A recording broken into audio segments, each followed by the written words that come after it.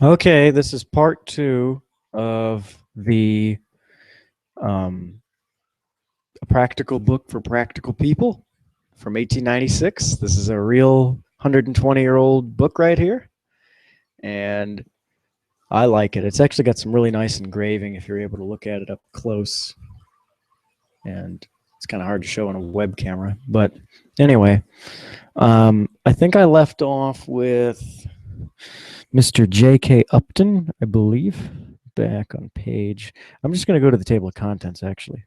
I think that was 224, if I'm correct. 223. Okay. And gold and silver was on page 214. Yeah, I'm going to go to 223. I think the next one's on 224. So, yes, that was Mr. J.K. Upton. All right. So then, the next one. Ooh. Is this Mr. Allison Bland? The Allison Bland thing? Oh my gosh. Representatives Allison and Bland. It's not one person, it's two people, and there's a hyphen. It was legislation involving, I think, the purchase of silver in the 1870s, and I think that's actually what caused Morgan dollars to be bought up, if I'm correct. Actually, I'm going to Google that real quick, just to be sure. I don't want to be giving people bad info here. Okay. Allison, oh, crap.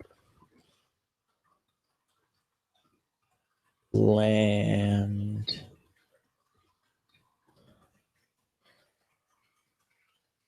Hold on, it's loading. This is Google. Gotta wait on them. Come on, Google. Load. Loading. Come on. Wow, this is the slowest I have ever seen Google. LOL.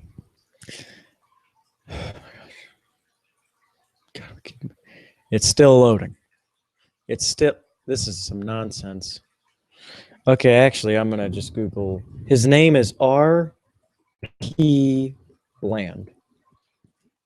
I'm just gonna Google his name. He was the chairman of the Coinage Committee of the 53rd Congress, according to this book.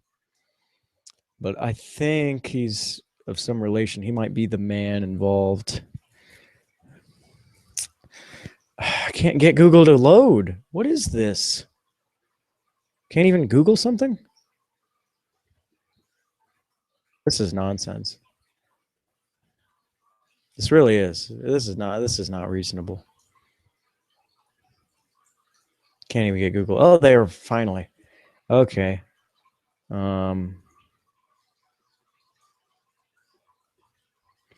Memorial addresses on the life and character of Richard P. Bland. Okay. There's a book on it about the 56th Congress, 1899 to 1900. Well, don't have time for that. Allison Bland. Bland-Allison. Whoops, I had it backwards. Yeah, it was an act of the United States Congress. I apologize for this delay. I mean, I did as much as I could. Also referred to as the Grand Bland Plan of 1878, was a congressional act requiring the U.S. Treasury to buy a certain amount of silver and put it into circulation as silver dollars. Although the bill was vetoed by President Rutherford B. Hayes, the Congress overrode Hayes' veto on the 23rd of February. Wow, today's the 24th of February. Ooh. Wow, I did this. I started reading this book just yesterday. Well, on camera. Wow, what would that be? 22 plus 16 is 38, 200. It's 138 years ago. Damn. And one day. On February 23rd, 1878, the Congress overrode his veto and enacted the Bland-Allison Act into law. It was named, hold on, Richard P. Bland, a Democrat of Missouri, who, looking at his, yeah, it must have been the same guy. Okay. I mean, he's got the exact same name in his face. He's got the same beard on this Wikipedia page, and there's a little engraving of him in this book. And the Wikipedia photo, it's got to be the same guy. Names, anyway. Can't be too many R.P. Blands in Congress, right?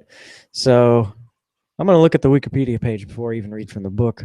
He was an American politician and lawyer, 1835 to 1899. That's birth and death. He was a Democrat, served in the U.S. Congress for 24 years. Ooh, a career politician, guys.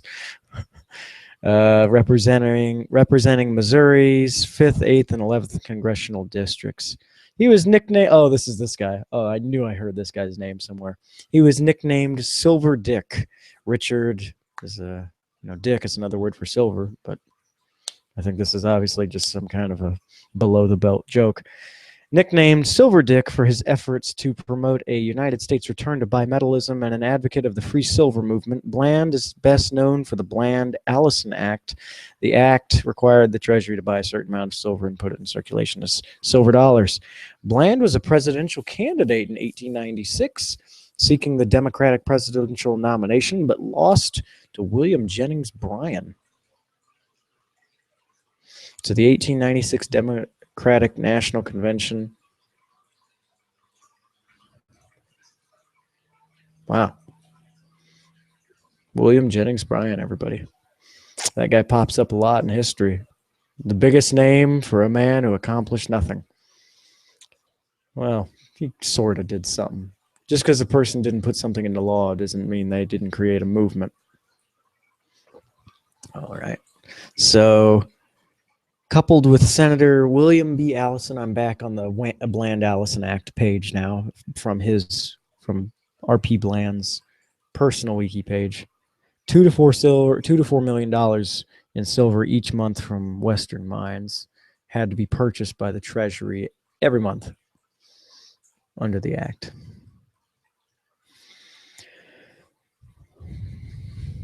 As a result, the Hayes administration purchased the minimum amount of silver each month. The bare minimum. Okay, then. Well, when you're being forced to do something, why do more than you have to, right? Hey, that goes for anything.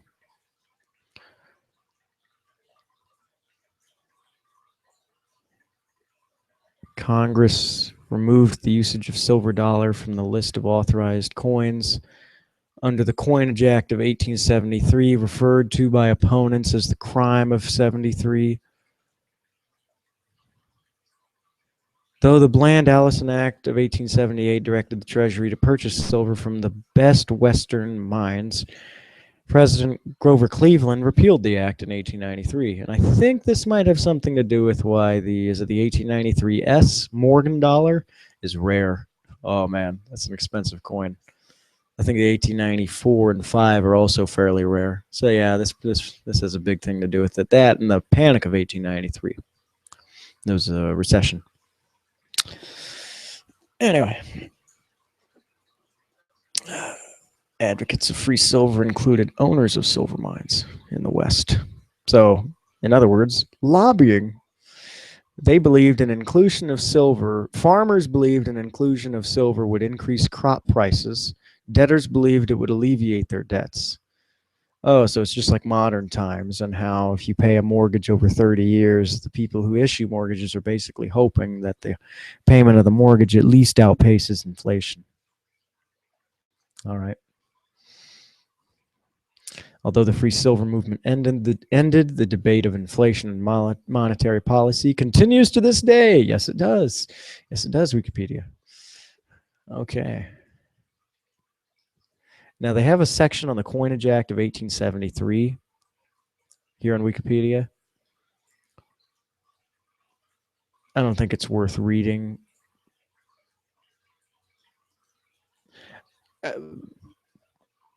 I'll read it just to reiterate points I've made in the previous video. I'm going to read the whole thing. The Fourth Coinage Act acknowledged the gold standard over silver. Those who advocated for silver labeled this act as the crime of 73. As a result of demonetized silver, gold became the only metallic standard in the United States and became the default standard. The price of gold was more stable than that of silver, largely due to silver discoveries in Nevada and other places in the West. and the price of silver to gold declined from 16 to 1 in 1873 to nearly 30 to 1 by 1893. Oh my gosh.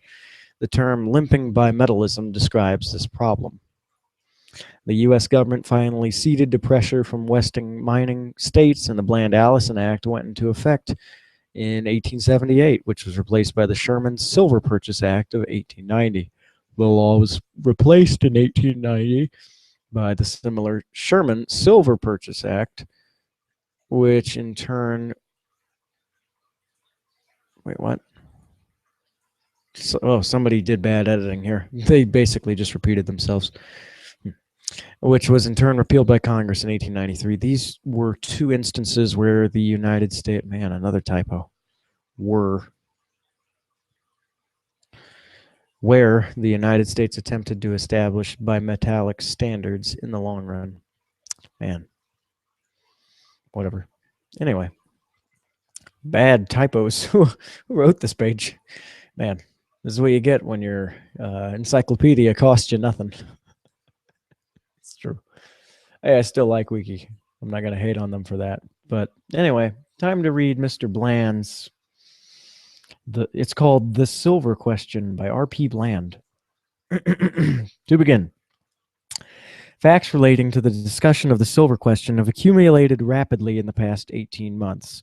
The suspension of the free coinage of silver in India, June 1893, the repeal of the Sherman Law in November of the same year in this country, the struggle of Austria to accumulate gold preparatory to entering the list of single gold standard countries has had the effect of depressing prices everywhere and bringing the people of all gold standard countries to the verge of bankruptcy and despair. What can be said of the gold prophets of 1893 who, clamoring for the repeal of the purchase clause of the Sherman Act, declared that this law alone stood in the way of business revival and prosperity in this country? We were told that the repeal of the purchasing clause of this act would at once cause gold to flow to our shores, would stop all necessity for the issuing of bonds to get gold for redemption purposes. Congress was by these arguments and promises induced to repeal the act.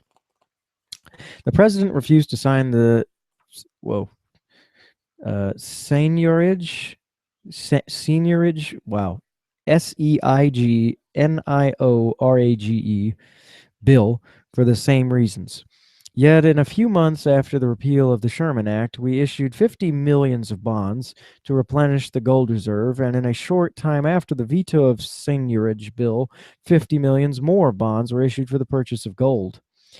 The gold thus procured is taken from the Treasury almost as fast as it is paid in. The fault of the Sherman Law in dealing with the question of redemption of the notes issued in the purchase of the bullion was in giving the Secretary of the Treasury the power to redeem in gold. Had the law compelled the coinage of the bullion and the redemption of the notes and the coin struck from the bullion, there never would have been occasion for bond issues. During the time we purchased silver in the law of February 28, 1878, which law compelled the coinage of the bullion as fast as it was purchased and compelled the redemption of the silver certificates issued on the coin in silver dollars, we were constantly increasing our gold supply. From 1878 to 1888, we imported $132 million more gold than we exported.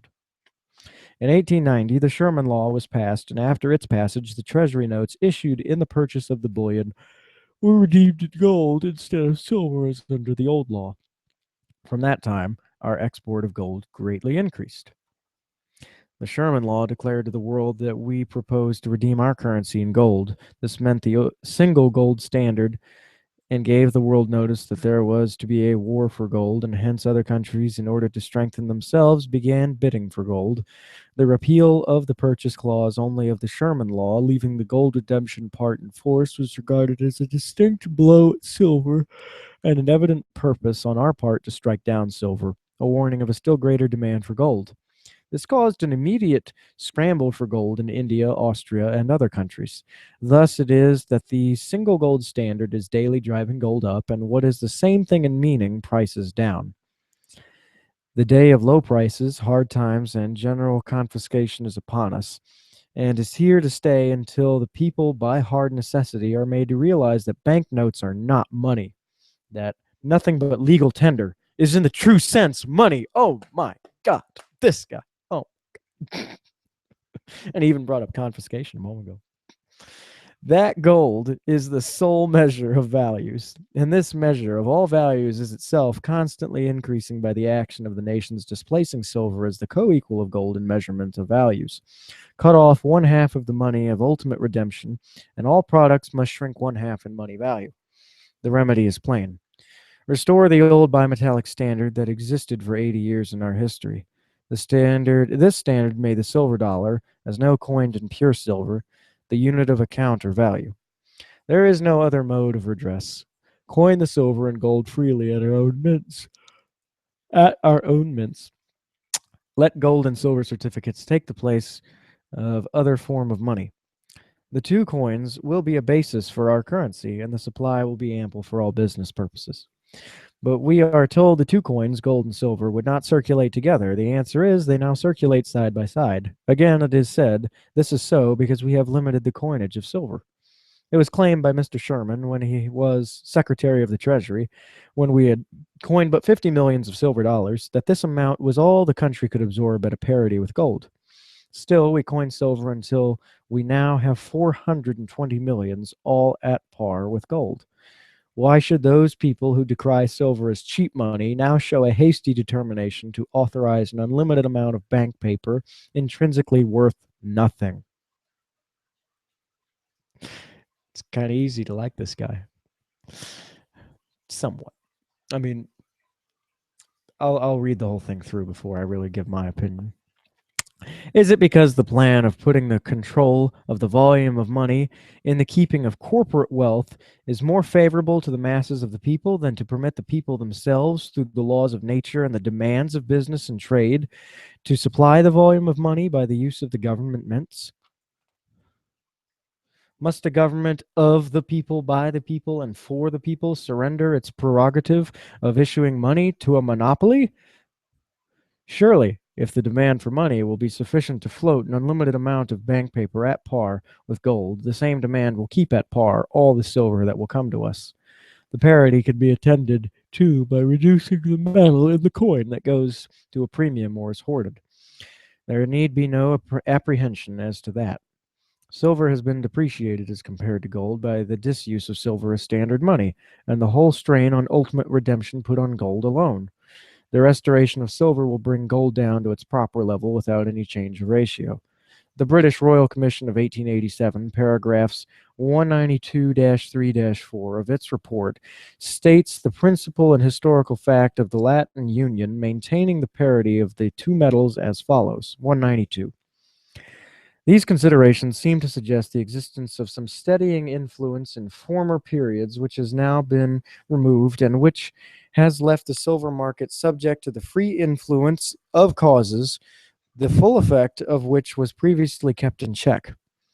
The question therefore forces itself upon us. Is there any other circumstance calculated to affect the relation of gold to silver, which distinguishes the later period from the earlier? Now, undoubtedly, the date which forms the dividing line between an epoch of approximate fixity in the relative value of gold and silver and one of marked instability,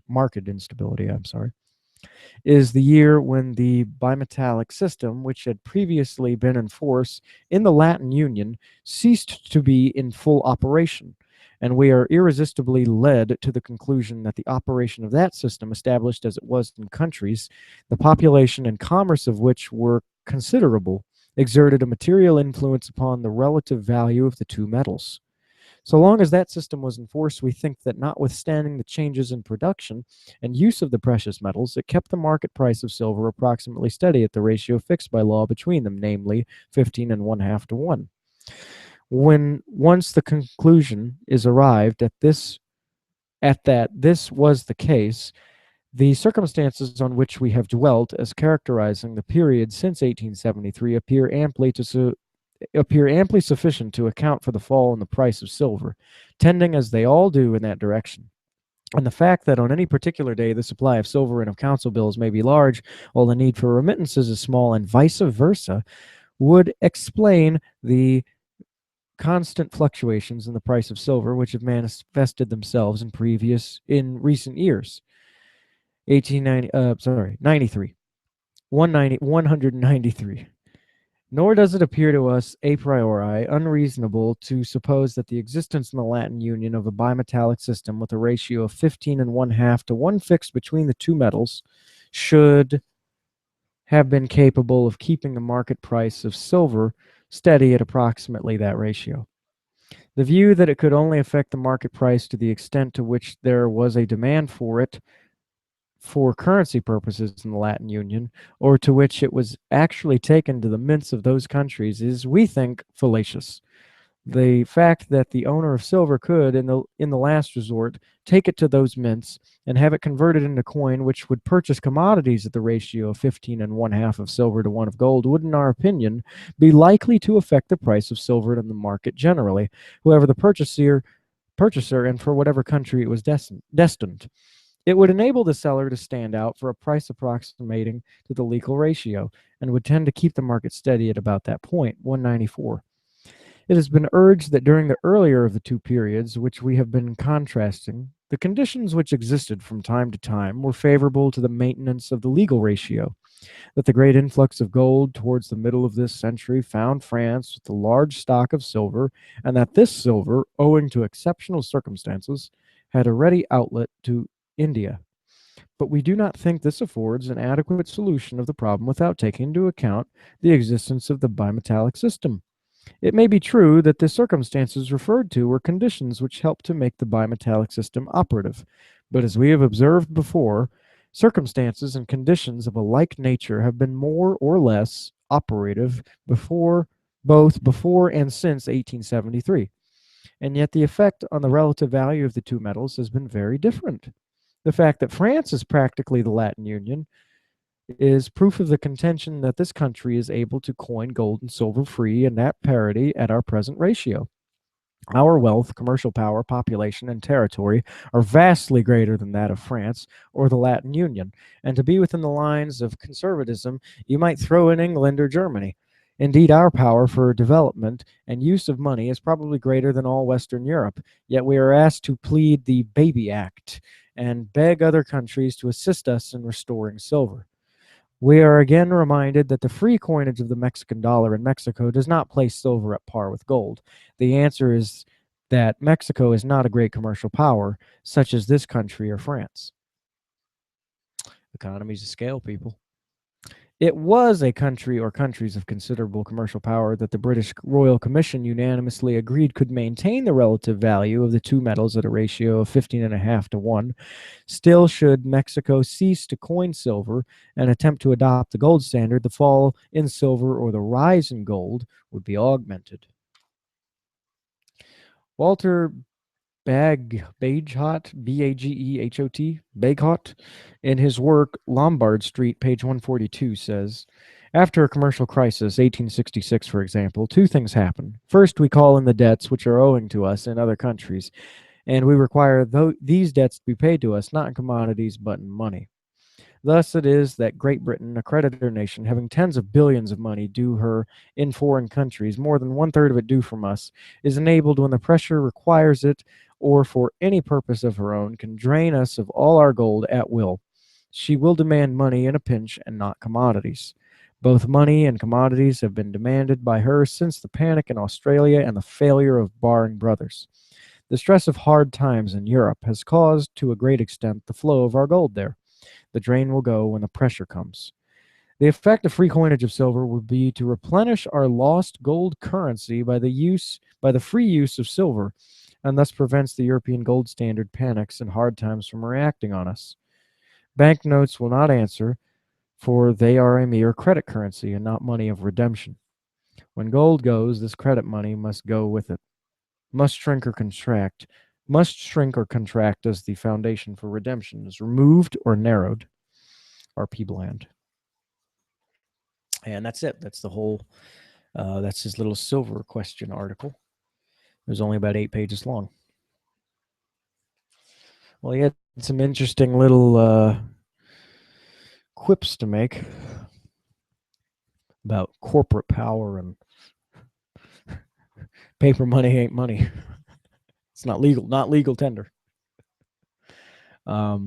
Interesting guy. But then he kind of, I don't know. I think he's kind of a hypocrite just based on this, because he's advocating. I don't want to straw man the guy.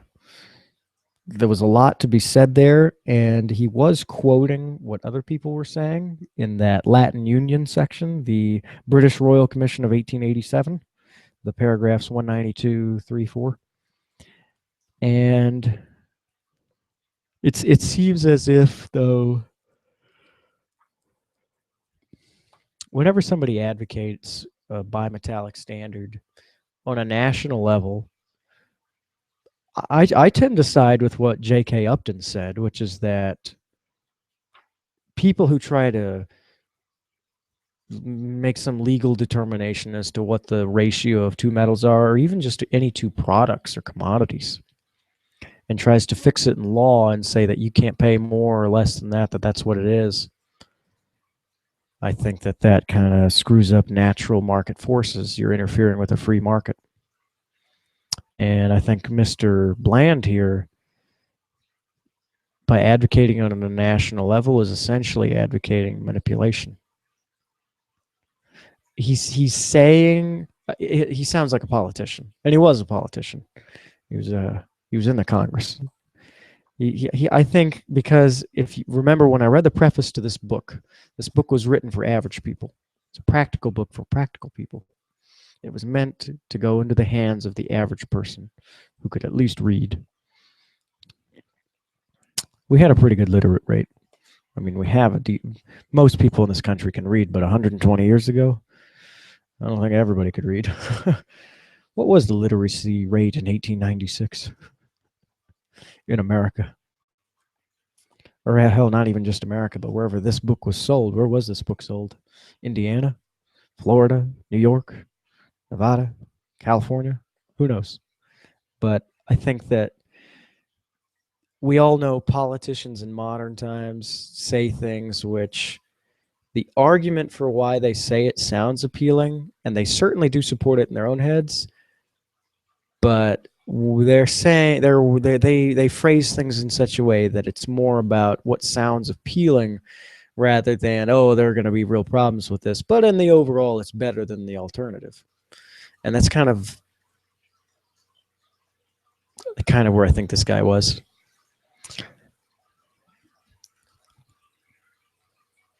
People who advocate inflationary politics, I mean,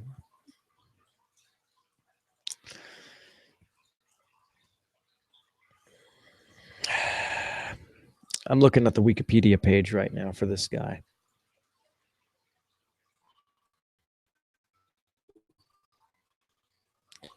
He was an advocate of the free silver movement, according to Wikipedia. Free silver. I think that he believed more in like what the modern times, what Keynesianists believe, that the greater the sheer quantity of money that's out there and available, credit on account, essentially becomes easier for the economy to go on. And this was 1896 when this was written, but I think that was, when was that written? Probably briefly prior. So we had the panic of 1893. We were just in the midst of an economic crisis in this country at that time. And I think that Mr. Bland's gamble relies on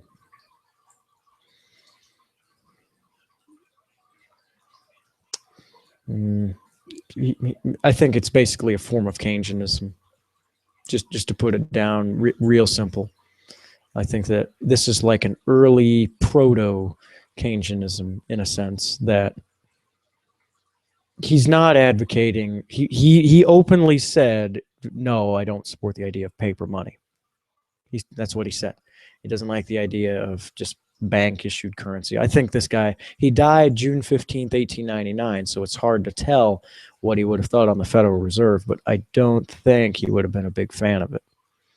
The idea, because, well, as the founders said, was it Thomas Jefferson that said that banks are more dangerous than standing armies?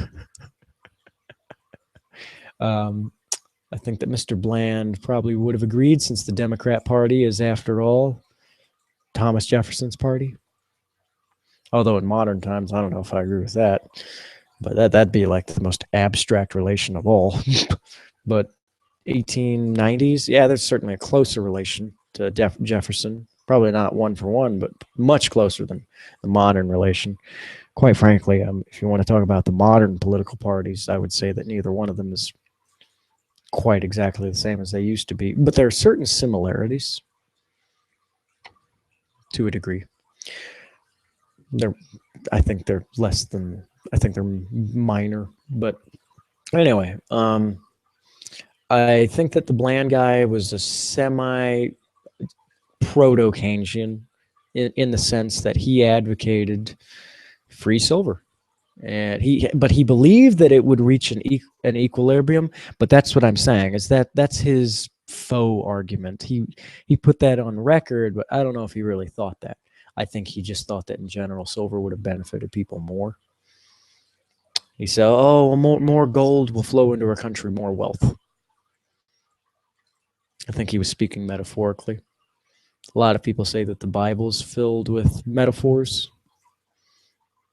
and that certain things are said about snakes talking to people, but that we all know what they really mean is evil speaks. Okay, gotcha.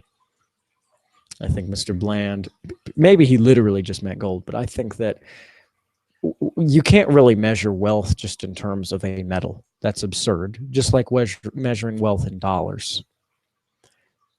It's hard to quantify something inherently qualitative. How wealthy is a man who has 10,000 acres of land? I'd say fairly wealthy, unless the land is in Somalia or something. But land, most wealth is tied up in assets. It's not in liquid cash. And so by advocating free silver, he's just like all inflationists, just like all Keynesianists, he's basically advocating that it becomes easier for people to buy and sell things, but that always leads into the problem that if something is the parity ratio, like it said, it went from 16 or so to 1 to 30 to 1 over time. I mean, that's a problem. And right now, silver is, I had APMEX open a moment ago. I'm not even going to open it. Silver's $15 an ounce or so. Let's call it 15. And gold's about 1,200. So it's 80 to 1, give or take. Might be slightly different, but it's pretty much 80 to 1. And that's 5 times a value difference. So a silver coin melts for, what is it right now, 11 times face, 11 and a half times face, but a gold coin melts for damn near 60 times face. Pretty much, just about. And if that ain't telling you something, Mr. Free Silver. And yeah, we could bring up 1933 and FDR's influence on that, but I think the greater thing to be analyzed here is just the overall macrocosmic mechanisms at work here, that gold is scarcer in the market. So I would say that Mr. Bland was wrong. And we can thank him for Morgan dollars. Okay, I don't hate the guy. I got nothing against him on those grounds. I got a few of those. I think a lot of people who like coins have at least a few of them. Some people have more than others. APMEX sells like bags of 1,000 Morgan dollars at a time for like 20 grand or something. Like, whoa, it's pretty impressive amount of silver. But I feel that I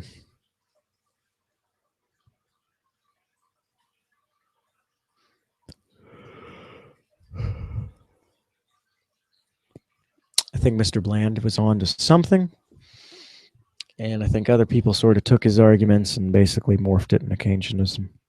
Him and others. I mean, it's not like he's some individual. It's in and of itself. He's just alone and isolated.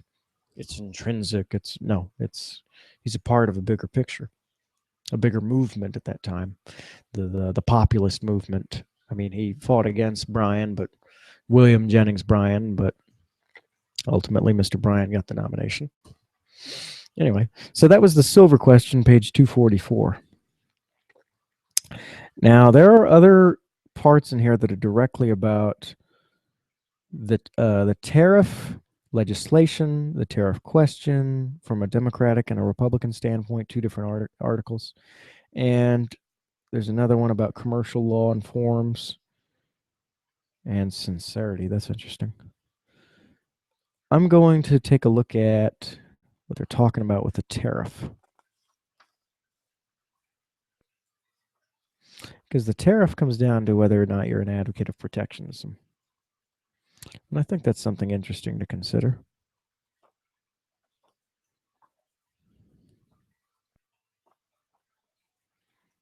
Hmm.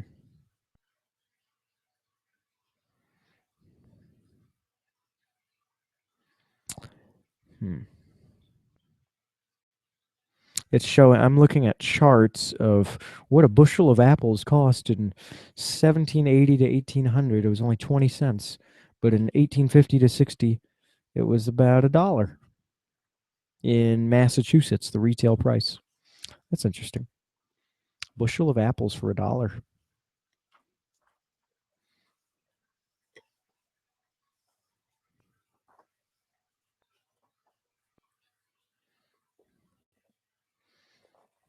Well, I think I'd have to really read through those on my own time in order to really get a good assessment. But that's part 2 for you. You might expect a part 3, but those are the only articles in there that directly deal with silver or gold. I might have later commentary if I think about something about those, or I find other articles from either these men or related characters, or any other old politicians who've been dead a while.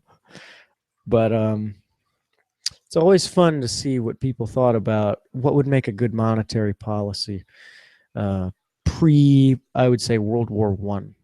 Because if you can look at anything prior to the Federal Reserve, a lot of stuff in the 20s, because it was before the Great Depression, the crash, a lot of it tends to be biased. People thought everything was on the up and up, and that the things are just going to get better and better and better. But well, we know what happened with the nuclear bombs detonating and the millions and millions of people dying, and we all know what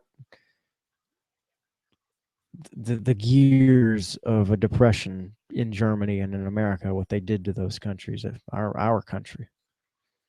That there were big movements about, oh, we should shrink we should make the government bigger, give more freedom, more power, more. I think we all know that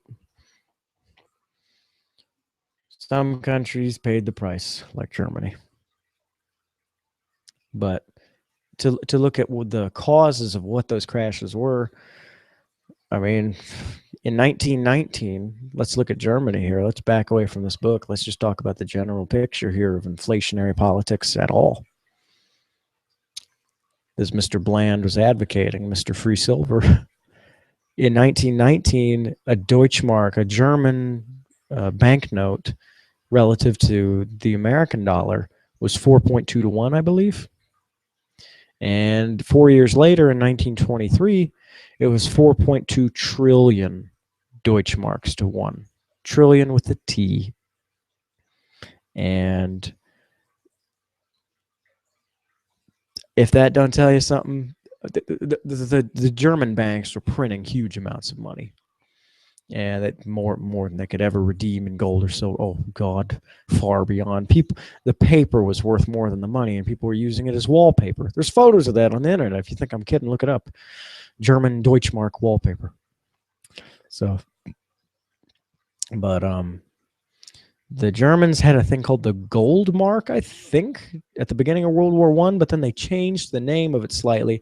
Just like if you look at Federal Reserve notes, 1933-34, it goes, the bearer can demand the payment in gold. And you notice that a lot of the Federal Reserve notes, they didn't say gold certificate. They said they had, it was in a tiny little font. Do I have a dollar bill somewhere around here? If you actually look, you Google the photos of those Federal Reserve notes pre-1933, the ones that were redeemable in gold, it was in like a tiny little font in the corner that nobody ever really read. And so when they got rid of that after the gold confiscation, and they said, payable in legal tender, in other words, we're going to screw you over. It's a terrible joke. It's a real insult. It's a punch to the gut. And the Germans, 1920s, I mean, there were shootouts in the streets of Berlin between cops and fascists and communists and anarchists, and inflation gone too far, hyperinflation. I think that's how you destroy a civilized country. And it's sad because things could have been so different. We might never have had tolerated Hitler. We'd have a lot of Jews not dead. We'd have,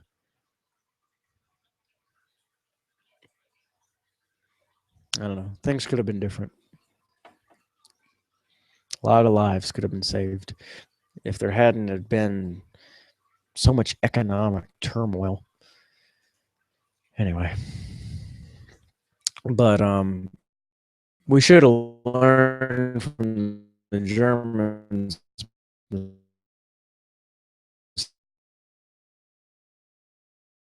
because the fact that there was just an overextension of credit, that's why there was the magnitude of the crash was so big, was because the bubble was so much bigger than the true value. So I'd like to think that behind every market, regardless of what the price really is, that the price is always oscillating above and below whatever the actual value is. Sometimes it's far beyond, sometimes it's far below, and that's why we get bubbles. But I'd like to think that when a crash happens and it goes below what the true market demand is, or what the projections would show, I'd like to think that that baseline level of growth tends to be both upward and fairly stable, and that even though the trading volume, like for a stock at the New York Stock Exchange, can be higher or lower than that, it tends to oscillate around that. And it can be very different from the true value, but that in general, it's very, very close. And in my opinion, I think that the problem with the stock market in the 20s was that, not to be redundant here, but that the oscillations were too great, that the percentage of overvaluation was just too far beyond what the real market value was. And I think that's what the issue was. And in Germany, they did, I mean, I said 4.2 to 4.2 trillion. Yeah. So anyway, but there is a cost to printing money out of nothing. You just don't want to be the person who pays that cost. Anyway, that's all I got to say right now. If I think of something else or find something else to speak on, I'll make a video about it. Have a good day.